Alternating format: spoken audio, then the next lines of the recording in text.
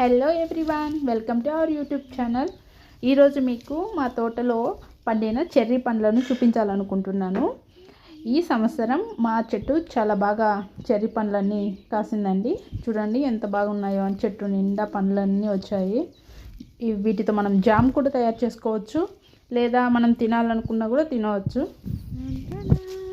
ఈ చెర్రీ పండ్లు మరీ అంత తీయగా ఏమీ ఉండవు, కొంచెం తీపి తక్కువగానే ఉంటాయి.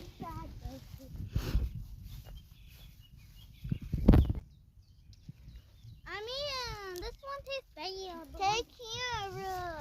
All of the ones I put. Here's dark one. This one, Mommy. Can we put these kind of ones? Yeah.